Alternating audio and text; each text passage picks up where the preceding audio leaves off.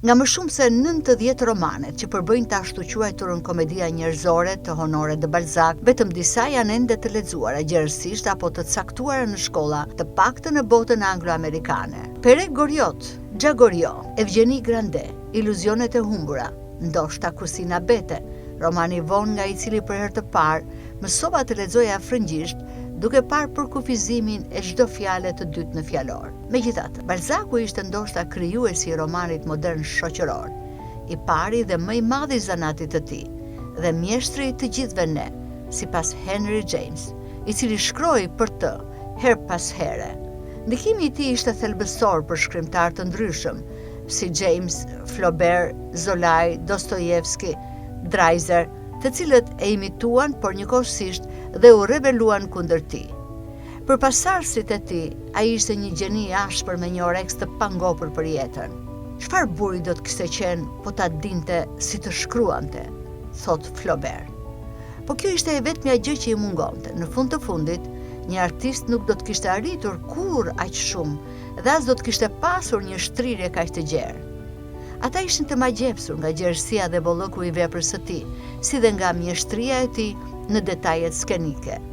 Po kështu, ishin dhe shumë historian shoqëror dhe shkrimtar radikal, duke filluar nga Marx dhe Engels. Marx i vlerësoi kapjen e tij të thellë të kushteve reale, pavarësisht pikpamjeve të tij të vetë shpallura katolike dhe monarkiste, ndërsa Engels besonte se ai kishte shkruar pothuajse një histori të plotë të shoqërisë franceze nga 1816 deri në 1848, romane nga të cilat, siç thoshte ai, kishte mësuar më shumë se sa nga çdo ekonomist.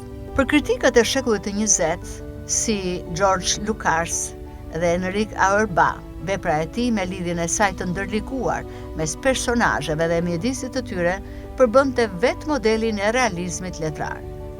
Balzacu fillimisht nuk ishte synuar të shkruante një portret të epokës së tij, gjithmonë i rrjedhshëm dhe produktiv. Në vitet 1820, ai prodhoi romane popullore dhe gotike nën pseudonime, përpara se të pasqyronte dorën si shtypshkrues dhe biznesmen. Por i frymëzuar pjesërisht nga romanet historike të Walter Scottit, ai u bë ajo që e quante sekretari i shoqërisë franceze, vëzhguesi që katalogonte format e saj komplekse.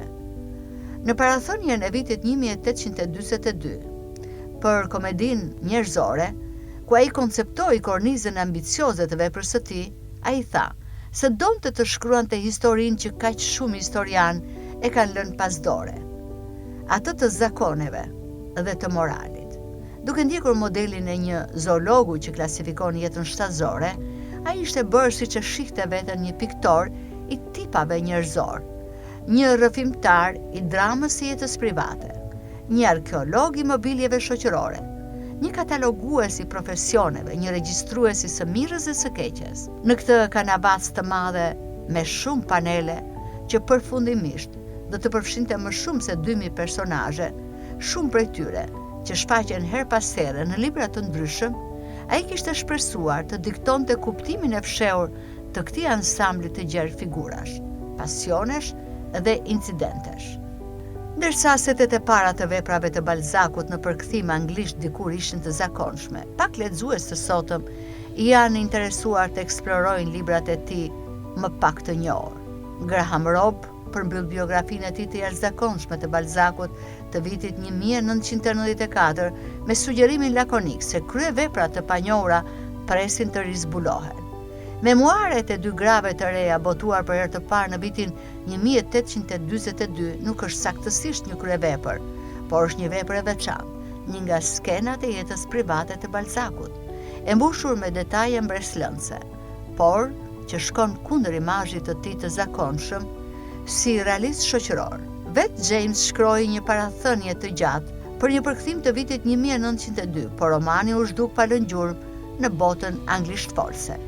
Është një xhevair i vogël, her pas here i storolluar dhe skematik, por magjepsës, dhe ky përkthim i ri nga Jordan Stamp sjell pikërisht llojin e rizbulimit që Robb kishte fituar. Nuk është e vështirë të kuptosh pse ky libër nuk tërhoqe vëmendje as në kohën e vet. Një roman si Xha Goriot është një vepër simfonike me ambiente që variojnë nga një pension i rënuar deri tek shtëpitë madhështore të Parisit, me një spektër të gjerë personazhesh, nga naiv deri tek djallëzor, një dramë ashpër familjare, me jehona të mbretit lirë dhe në thelb një histori pjekurie që zbërthen të gjithë strukturën e një shoqërie të egër dhe amorale. Memuaret e dy grave të reja me vetëm 2 personazhe kryesor është një vepër në shkallë të vogël, një nga romanet e fundit epistolare franceze. Një mënyrë rrëfimi që i përket më shumë shekullit kaluar se sa viteve 1840. Edhe ky është një roman pjekurie, por në vend të një djaloshi nga provinca që shkëmben pafajësinë për ambicie të paskajshme dhe sfidon shoqërinë franceze, ky libër përbëhet nga letrat e shkëmbyera mes 2 vajzave të reja që largohen nga një manastir karmelitan përpara se të japin betimet, duke u përballur me zgjedhjet e kufizuara që ofron bota e jashtme. Të dyja vijnë nga aristokracia e vogël. Jeta e tyre në manastir është pasojë e pozicionit të tyre shoqëror, jo ndonjë thirrje fetare.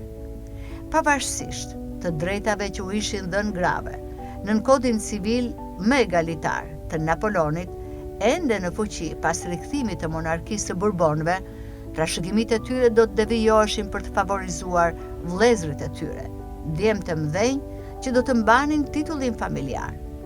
Në manastir, ato kishin ndërtuar një lidhje të thellë, një jetë të fshehtë të brendshme që do të shprehej në letrat e tyre. Në një nivel, romani është një eksplorim i guximshëm i miqësisë femërore, befasues nga një shkrimtar kaq mashkullor si Honoré de Balzac.